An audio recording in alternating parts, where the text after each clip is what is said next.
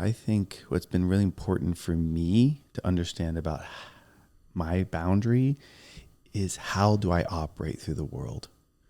Because if I'm heading on a path, A to B, and I want to get there, and there are continuous obstacles, life happens, continual obstacles that keep coming out, I have to flex my no so that I can get to my destination.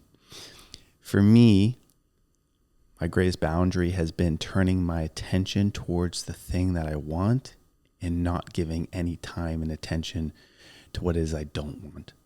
So for me, if I'm moving towards something and an obstacle is in my way, I just redirect myself. And I've done that. And that probably looks like a zigzag, but I feel so alive because I'm constantly in motion.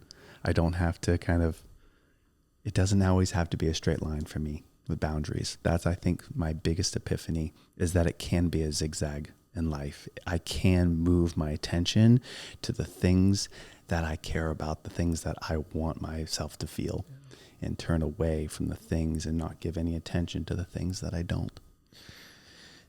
Yeah, 100%. I think we're wired to see the consequences first. You know, our nervous system is wired to look at the potential threats.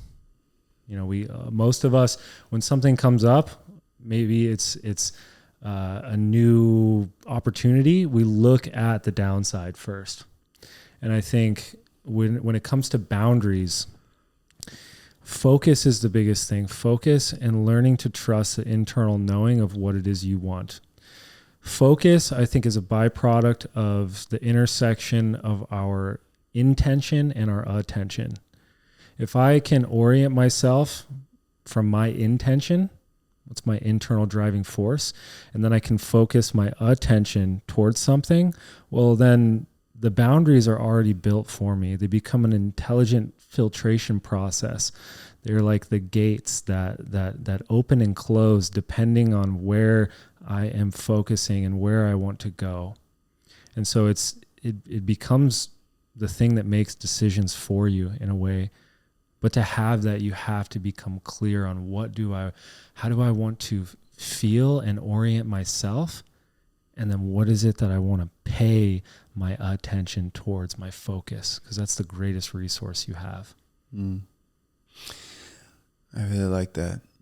What came up for me as you're speaking is it's like life force continues to move forward and continues to move through us no matter what we do. And I pictured like a river that has its embankments that are like its boundaries that keep it in check as it moves and meanders through, the land. And what's really amazing about if you were to take yourself and put it into that river, just like you would yourself in life, there are a couple options. You can try to fight against the current and you can try to swim upstream, or you can just sit back, relax, and allow yourself to move through this already perfectly narrated geography of this river. And there's going to be some rocks and there's going to be some rapids, but ultimately, if you can just relax and go with the flow of life, go with the flow of river, you'll find yourself downstream, not drowning. Yeah. You'll find yourself alive. Boundaries for me are, they can become archaic depending on what stage of life I'm in. If I am in a space where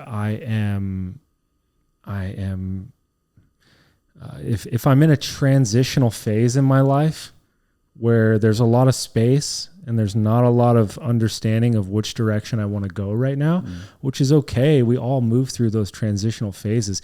It's important to have boundaries to protect that space, to allow myself to figure out and tune in, right?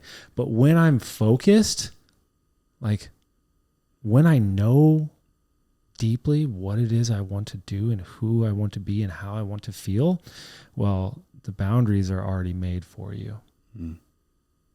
I like that.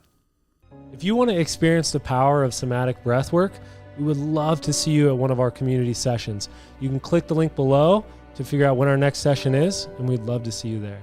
This experience I truly believe could literally and will literally change the world.